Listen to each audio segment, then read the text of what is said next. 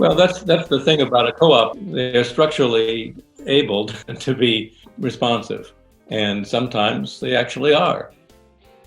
Welcome to episode 434 of the Community Broadband Bits podcast. This is Rye Marketilio McCracken here at the Institute for Local Self-Reliance. A quick note before we begin. Please check out our new show, Connect This, where Chris hosts broadband veterans and industry experts live on YouTube to talk about recent events and dig into the policy news of the day. Check out our website at muninetworks.org with more details about the show, including an audio-only version of each episode. This week on the podcast, Christopher talks with two members of the City of Sandwich, New Hampshire's Broadband Advisory Committee, Chair Julie Dolan and Member Richard Knox. They join us to discuss the New Hampshire Electric Cooperative's recent vote to add broadband to its charter. Sandwich is a particularly poorly served town in New Hampshire, and they've been seeking solutions for a long time. In organizing around the electric cooperative, in less than a year, local stakeholders forced a vote and barely lost. But in doing so, convinced enough people of the importance of quality internet access that a second vote at the beginning of October pushed the co-op into the business. Julie and Richard share with Chris how it all unfolded and what it means moving forward. Now here's Christopher talking with Julie and Richard. Welcome to another episode of the Community Broadband Bits podcast. I'm Christopher Mitchell at the Institute for Local Self-Reliance, and I'm up in St. Paul, Minnesota. Today, on an election day, we're going to talk about an election, and it's going to be a fun one. You'll see why in a second. But I want to bring in two folks that were very involved with this, two members of the Broadband Advisory Committee for Sandwich, New Hampshire. Chairperson of the committee, Julie Dolan, welcome to the show. Thank you. And we also have Richard Knox, who both is on that committee, and he'll tell us about another organization he helped to found to push for better broadband. Richard, welcome to the show. Yeah, thank you. Glad to be here. So I'm excited to talk to you. I've been in touch with you for some time just to get a sense of what's going on. But tell us a little bit about the New Hampshire Electric Cooperative. And before we get into the broadband, just more generally, New England doesn't have a lot of cooperatives, so it's a little bit rare. But what's its size and what's its relevance? It was founded about 81 years ago, 1939, which is when electric co-ops around the country were getting started because investor-owned companies weren't so interested in stringing rural areas for electricity. And it now is serving 115 towns in New Hampshire. It's maybe a third of the towns, and has about 85,000 members. Obviously, like most cooperatives, we members own it. And they are a pretty robust company, I gather. They are well-funded, and the service is pretty good, and they have a great track record. And they're only recently being, initially pushed and now seem to be enthusiastic about getting into broadband. Yes, and before we get there, I want to ask Julie to tell us just a little bit about Sandwich, since a lot of our story will be around that area. What's Sandwich like in New Hampshire? Sandwich is a very rural, mountainous, tree-covered, 100-square-mile town, right smack dab in the center of New Hampshire. We're north of the major tourist lakes and just south of the White Mountain National Forest. Actually, our town encompasses thousands of acres of the White Mountain National Forest.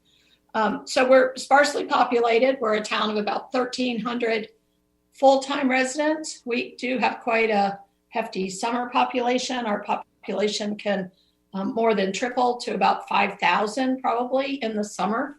We are on the shores of a lake, Squam Lake, which is famous for its use in the movie On Golden Pond back in the 80s.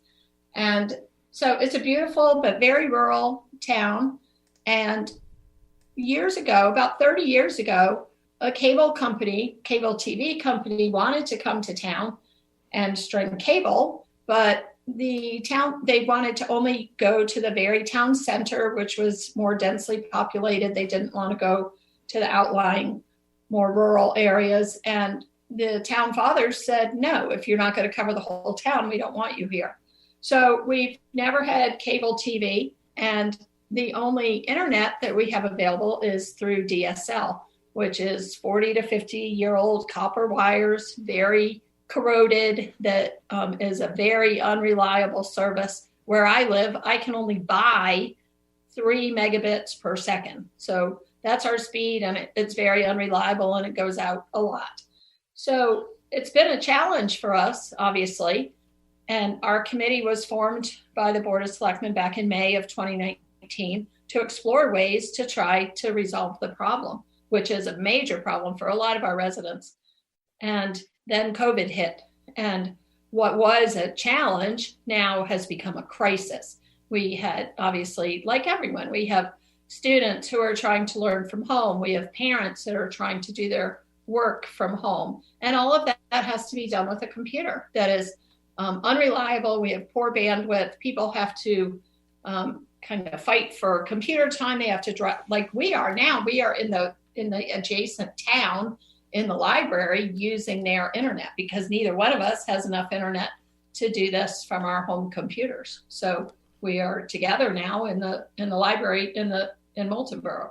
So it's such a problem. We hear of parents that are driving their students to libraries and fast food restaurants to sit in the parking lot and use their internet.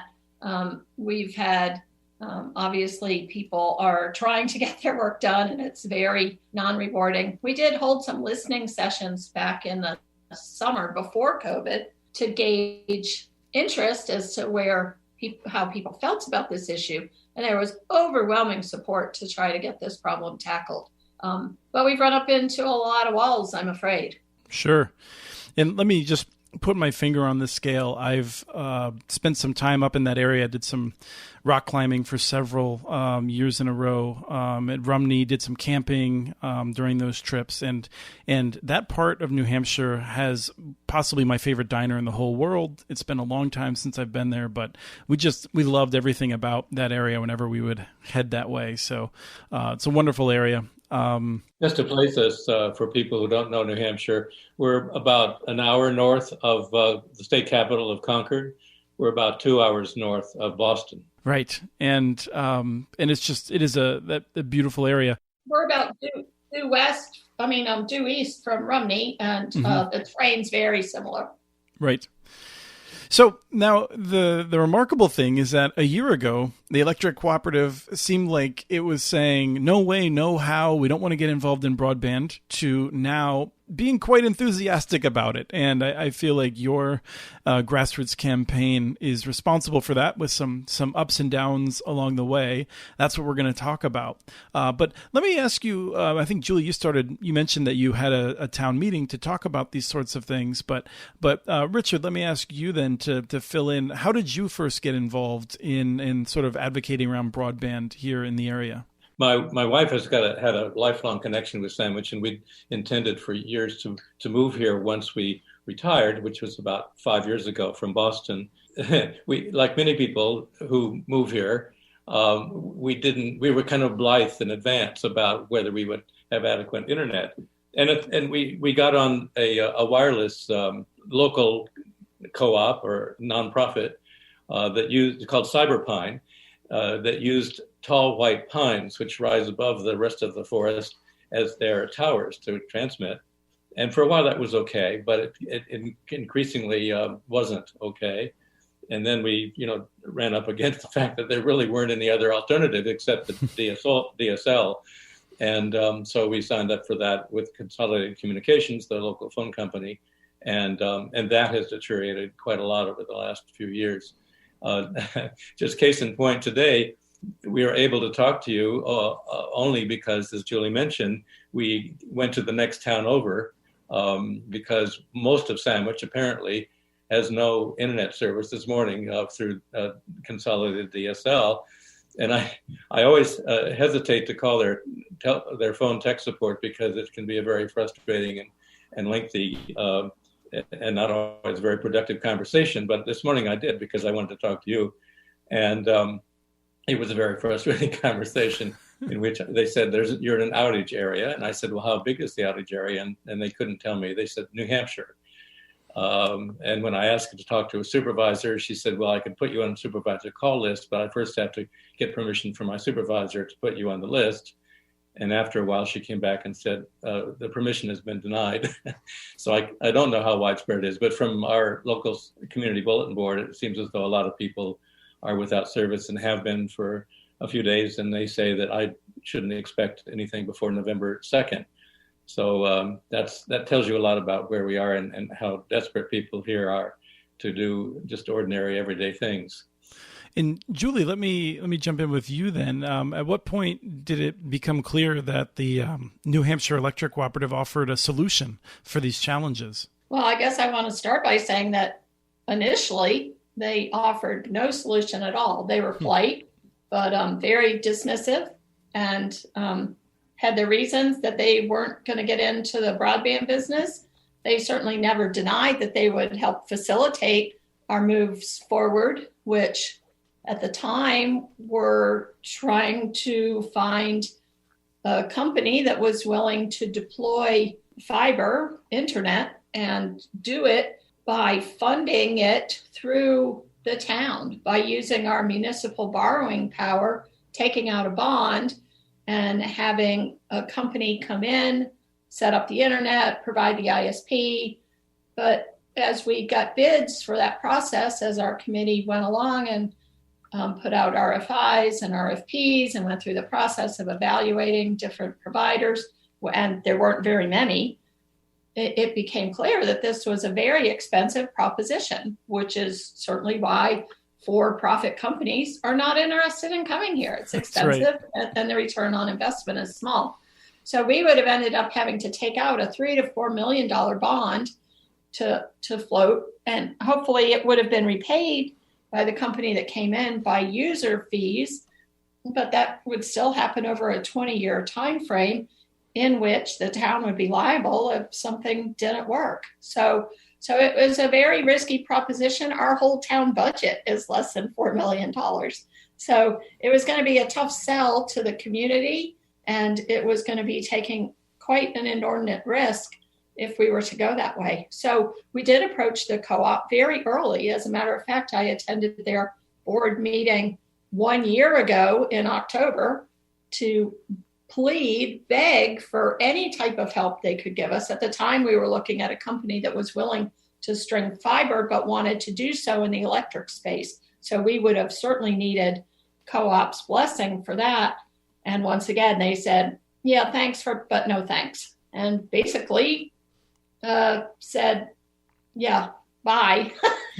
So to pick up the narrative there and go back to your question about how the co-op got involved, there was a small group of us who are not, there's overlap between the town committee, the official town advisory committee, and this citizen action group, which we now call ourselves New Hampshire Broadband Advocates, that decided last spring to get an item on the New Hampshire Electric Cooperative's annual meeting, which is a sleepy affair that most people don't pay attention to or vote in, to elect board members. And we got a petition and 845 signatures, which is like almost twice as many as needed to get on the ballot, with a proposal to change the bylaws, merely inserting a clause saying that one of the purposes of the co-op shall be to facilitate broadband, which is a pretty broad mandate, but we wanted just to get it on there. And the board of the co-op voted, I think 7-3 with one abstention, to oppose that petition drive. And, put out the word that it might raise your electric rates, which are scary for a lot of people. We put on a pretty broad campaign using every local and statewide news outlet and social media and letters to the editor and whatever that we could think of, and signs on the side of the road and everything. And it requires 2/3 to change the vote, 2/3 of the voting members. We got 64.4%. So technically we lost, but within a week of that vote, the board decided that it was a big enough signal that they formed a subcommittee of the board to look into how they could do broadband. So it was a victory, as it turned out. And what I like to do is for people who are listening, I feel like it would be useful to get a sense as you're doing this campaign. And I think it's worth noting. I mean, this is something that was new for you, right? Like you don't have a big history of organizing people and voting drives and things like that. Is that right? Not at all. And Julie, similarly, I guess, Julie, let me ask you, what do you feel like worked well? And are there things that you would encourage other folks not to do as you're figuring out how to do this sort of a thing? Because we did go down a lot of alternate roads as the Broadband Advisory Committee, the town committee. But we are all lay people. None of us have any technical expertise as to how to conduct this, but we have a broad mix of backgrounds on our committee. We have some business people. We do have some people that are very technical. We have a number of journalists. I'm a retired veterinarian. So we have a lot of broad knowledge, but no specific ways to go. And I found that one of the most frustrating things when we first started the Broadband Committee is the lack of general information that's out there. There seem to be a lot of local grassroots efforts, but it sure seems like people are kind of bumping around in the dark until they finally find something that can work for them. And I do almost wish that we had pushed the co-op harder right from the get-go, but I think COVID, unfortunately, is kind of what broke the camel's back. I mean, literally, it became such a crisis, our internet situation. And then CARES funding became available, and we scrambled around to try to get to some of that, had a terrible debacle with the state, ultimately lost out on funding that probably could have gotten this job done. But that was just a kind of a comedy of errors that just didn't work out. But in the meantime, the grassroots effort, the Broadband Advocates Group, have certainly been the driving force in the change that's happened in the co-op. And that has been completely miraculous. They've certainly known that our committee is there. And Sandwich, we have worked very hard at publicizing our problems. We've been on all the local news channels. We've had articles published here and there. We've been on the radio with New Hampshire Public Radio. We have come up with our own publicity. I call it being loud and proud. We are basically a group of rabble-rousers who will not back down. So it takes some tenacity, certainly, to keep trying to move forward. And you have to do that in a committee format where you have to abide by municipal rules and you have to all come to some kind of consensus, which can be contentious. So it can make it difficult to deal with personalities who have a different idea about which direction to go in. Especially in New Hampshire, which I think has a history of believing the best representative body is everyone representing themselves, right? Yes, I think we have the largest House of Representatives in the nation. We are very independent, yes. The grassroots part of this was a really very small group of people initially. We got a lot of signatures, but in terms of people who were driving it has no budget. And we ponied up $550 out of our own pockets to run a series of spots in advance of that June election on New Hampshire Public Radio, which has the best coverage. You know, we just did it all ourselves. And I think what we had on our side, as Julie mentioned, is the increasing salience of the issue that the pandemic brought. You know, it was timing as in everything in life, I guess, was very important, so that we had a receptive audience, not only in terms of desperate consumers, but interested media. And for the timing, to be clear, you started your campaign before, it was in 2020, so we knew that there was this illness out there in Asia at that time, but you had the vote, I believe, in the summer It was June, the first one, and then the second one this fall, which we can talk about if you'd like. Yes. So basically, I mean, just to recap, you go to a lot of effort to try to rally people. You get just within 1.6% of where you needed. And at that point, the board and the manager get a sense, well, we need to do something on broadband, and they decide to move forward. And I just happened to pick up we listened to a podcast about this, interviewing the manager, and he was saying at that time, oh, well, we don't need to change our bylaws anyway. We're gonna be doing this, and it felt like he didn't want to necessarily credit all of the hard work y'all put into it. But what happens in that time period then over the summer that things change again? Well, I think it's important to note that there was a difference of opinion within the co-op's board. Leo Dwyer, who's a selectman in Sandwich, the three people who run the town, is a board member of the co-op and had been for the last couple of years. And he's a very strong proponent of broadband for us. He's also the liaison between the Broadband Advisory Committee and the selectmen. So that was a great advantage. And then secondly, the board chairman was well disposed towards having the co-op explore this and see what the feasibility was of them getting into the business. Third, we through this campaign that tried and failed to change the bylaws in June, we did help elect another very strong broadband proponent to the board. So those was sort of the inside advantages we had, as well as the pressure from the outside. And I think we have to give that board, all of them, the 12-member board, a lot of credit for being responsive to that 64.4% positive vote. And then subsequently that they really did pay attention. And I was quite amazed that by losing, we got things really going.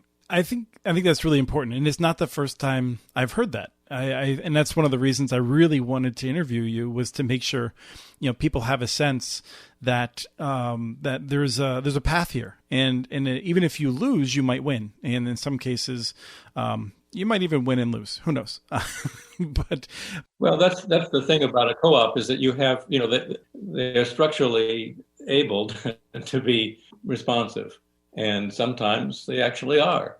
It may take some pushing. It may take some, it doesn't happen all at once, but over time and with outside circumstances and persistence, it really does work better than I would have thought.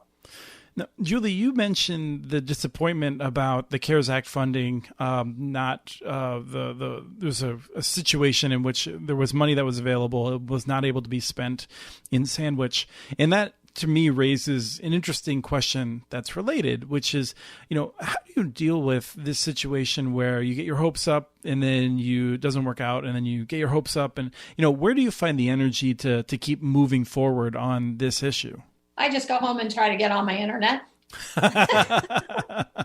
It's a daily motivation. It's so frustrating. and I'm retired. I basically check my email and read the news and watch some funny videos. I mean, I can't watch Netflix. I can't download. I can't stream a movie. And I'm old and I have asthma and I stay home. I don't I work around my house, but we don't go anywhere. My husband and I are older and we both have health issues, and there's a nasty virus out there, and we're trying to be extremely careful. So I can only imagine what it's, as a veterinarian, I was the vet for the whole town. I know so many people, and I know what they're going through. I know their kids. I know they're my neighbors, and I know what they're trying to deal with. And I know it's hard for me, and I can't imagine how difficult it is for them. And I have the time now. I'm retired. So I'm not doing anything noble. I'm just trying to be helpful. I'm on a couple of other town boards. I've just laid down the veterinary scalpel, and I've picked up the rabble rousing gene, I guess. And it keeps me busy and my mind occupied. And so I work with the town.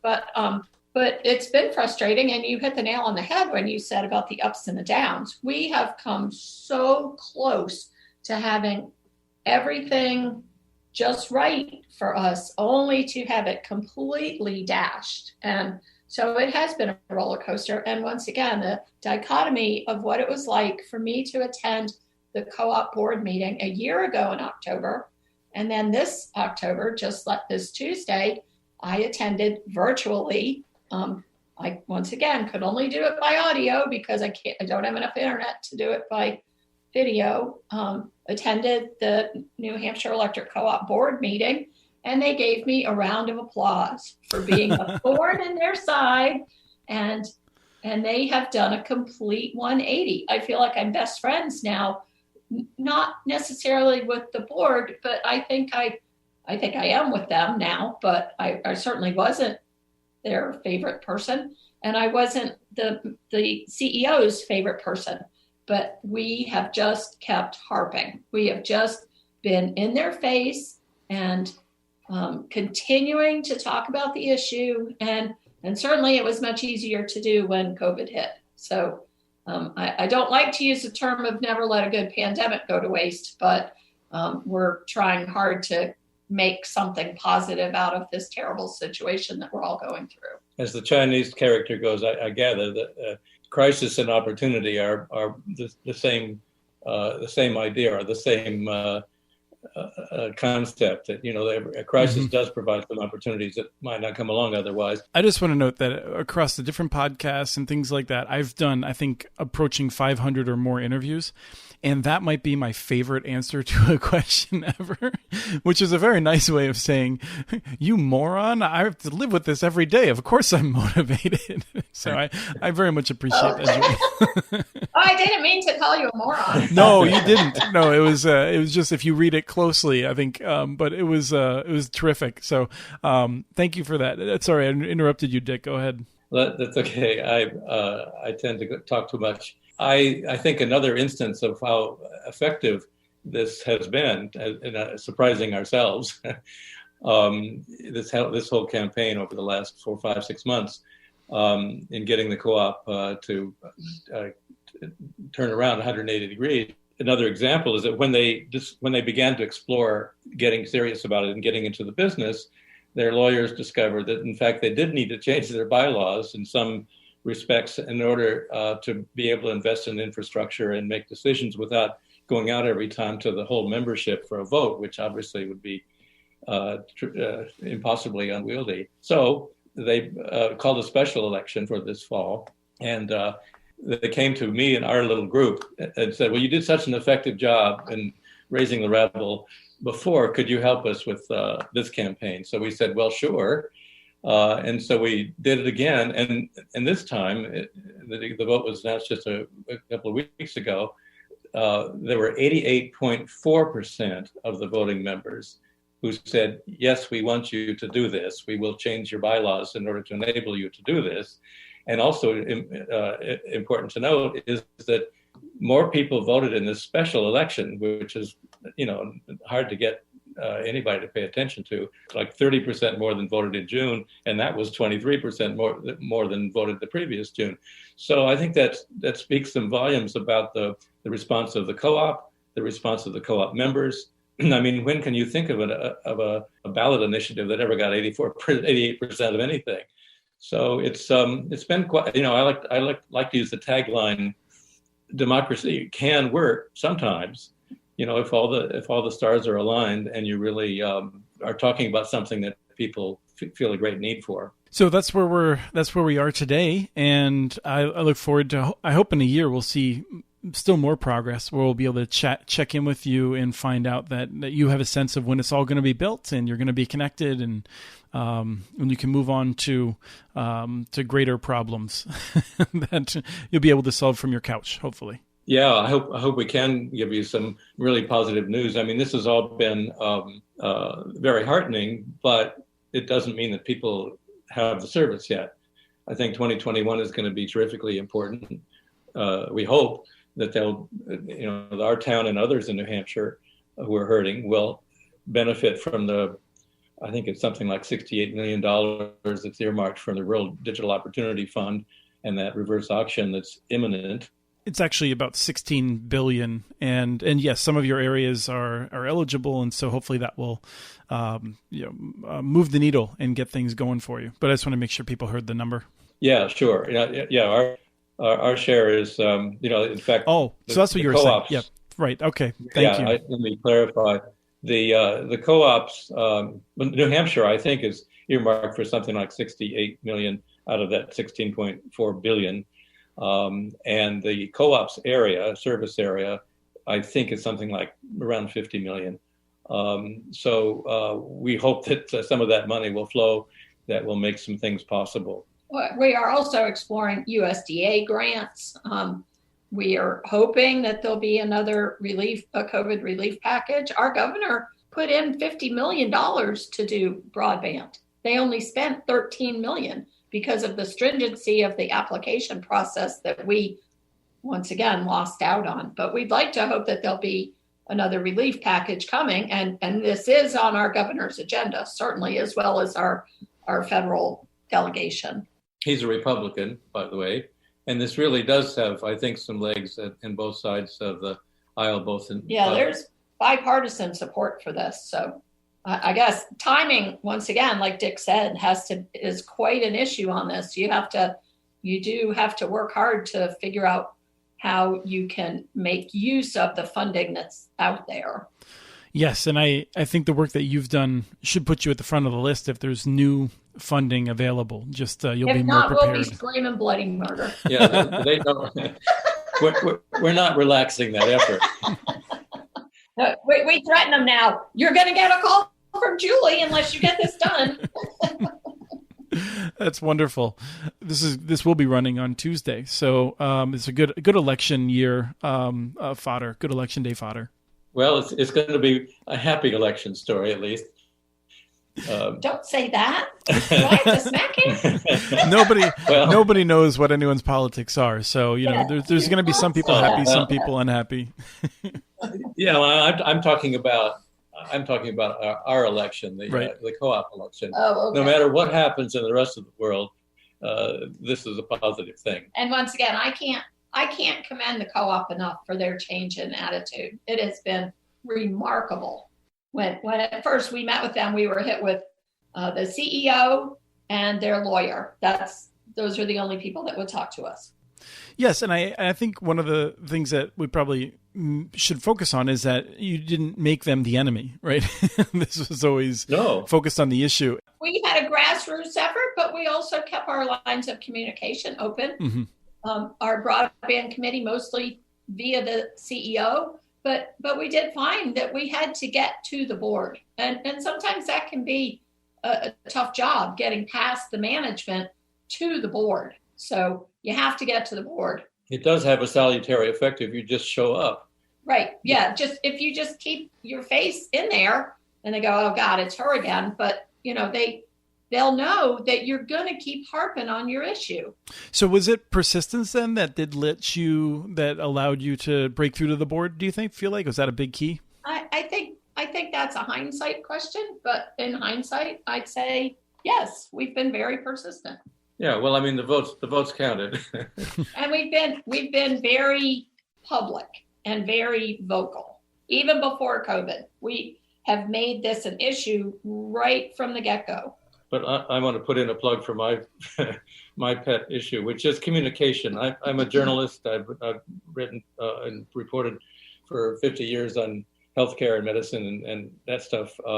So I believe strongly that communication is very important. Good communication is important and necessary, and it's a sort of a sine qua non for getting anything done. I think this shows that that's really the most important thing, is to get the arguments out there. For instance, when the co-op says, well, it's going to raise your rates.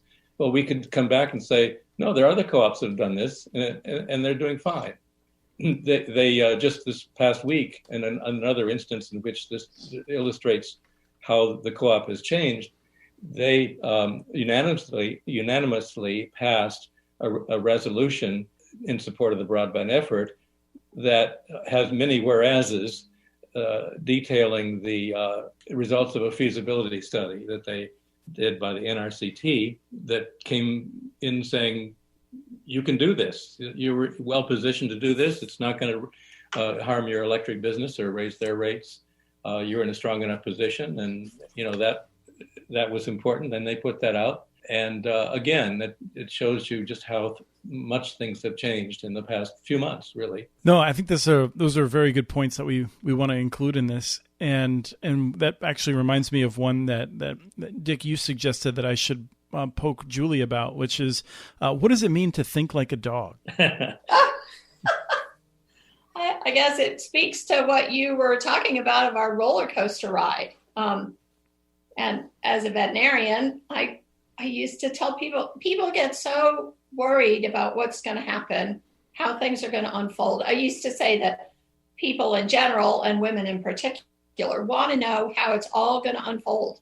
And it especially comes true when people have a tough decision to make about their pet, usually. And that's where I would say, you just need to think like a dog. Just worry about where your next meal's coming from, and don't get too hung up on everything else. Just keep your eye on the prize, on the next thing that you have to worry about, which is where your next meal is coming from, and let the other stuff just come after that.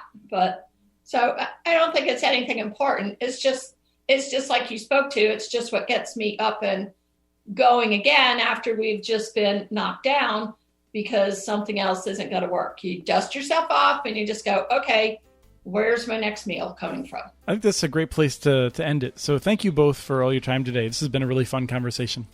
Yeah, it is. And I hope we can have more. That was Christopher talking with Julie Dolan and Richard Knox. We have transcripts for this and other podcasts available at muninetworks.org/broadbandbits. Email us at podcast@muninetworks.org with your ideas for the show. Follow Chris on Twitter. His handle is @CommunityNets. Follow muninetworks.org stories on Twitter. The handle is @muninetworks. Subscribe to this and other podcasts from ILSR, including Building Local Power, Local Energy Rules, and the Composting for Community podcast. You can access them anywhere you get your podcasts. You can catch the latest important research from all of our initiatives if you subscribe to our monthly newsletter at ilsr.org. While you're there, please take a moment to donate. Your support in any amount keeps us going. Thank you to Arnie Huseby for the song Warm Duck Shuffle, licensed through Creative Commons. This was episode 434 of the Community Broadband Bits podcast. Thanks for listening.